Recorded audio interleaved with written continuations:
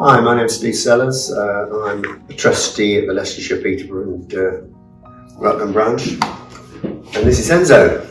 He came in as a litter of puppies, I understand, that were taken away by the RSPCA from a couple that weren't looking after them too well. He was what we call a case dog at the time.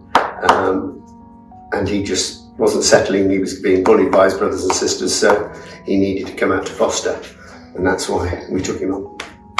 We took him on when he was about 12 weeks old, we understand. He still had his hernia at the time, so we had to be very careful. He had to wear a coat to cover that up so we didn't damage it before his operation. He came into our household. We have 5 cats, so that was his first barrier. But he soon got used to them. They put him in his place very quickly. He virtually had no fur when we took him on. So we got him back into that with some oily fish, and that seems to have progressed quite nicely. He has flare-ups. We're very conscious of what we feed him. He's on very much hyperallergenic food and treats. We try to make sure he doesn't get at the cat food, which he can do from time to time.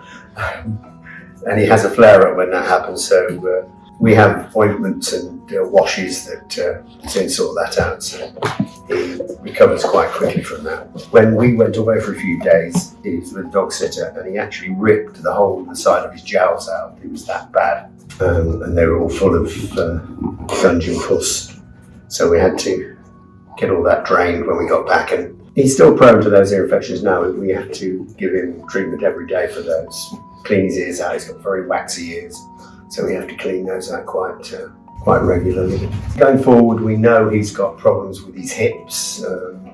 He's got double hip dysplasia. The vet at Woodside showed me the x-rays, and his sockets are almost flat rather than being cupped for the socket to go in, or for the ball to go into the socket. The muscles are holding it there at the moment, but as he gets older, we know he's probably going to have surgery of some sort. We're told by the vets that we've spoken to that his major problems are because of interbreeding. Presumably it's breeding mums and brothers and sisters, close family members together, and it causes these sort of problems. And we presume the whole of the litter were in a similar situation to Enzo and his sister. They were the only two that had the diaphragmatic hernias. When Enzo was operated on for his hernia, they found out that he hadn't actually got a diaphragm, so they had to completely rebuild that. So he was having a lot of trouble breathing. But after the operation, he was like a puppy, which is what he should be. With all his issues, there would have been a problem getting him adopted through Woodside, because obviously the recurrent vet bills would have put a lot of people off. And there may have been a situation where we'd have had to be PTS, but we didn't want that, did we, Enzo? While he's young and he has muscles, he'll be fine.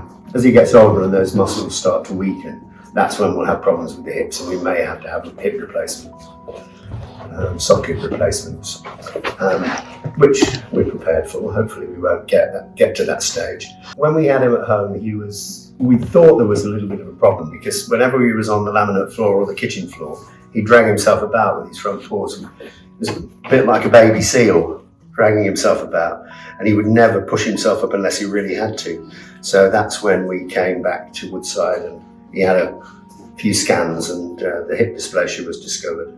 He's changed the household. The cats love him. He just gets stuck in and gets in with all the cats, don't you? You like playing with them. They have lots of games around the house. He's been very positive for us.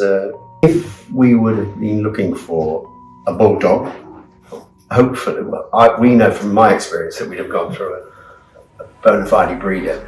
Never buy anything off the internet. Never go with your local paper. Make sure you go and see the mother and the father, hopefully in situ. Unlicensed breeders are the bane of every animal centre. A lot of breeders would have or non-breeders would have taken that up as a money-earning exercise. And this is where the problems come. They're not licensed, they don't really know what they're doing, they just see it as a money maker. And that's what we want to stop, don't we? And so it certainly is Woodside. We're trying to get the message out there that this should not happen, and they should be fully licensed. And try and make sure that people go to real breeders to get their animals if they don't come to an animal centre, but we'd always recommend coming to an animal centre first.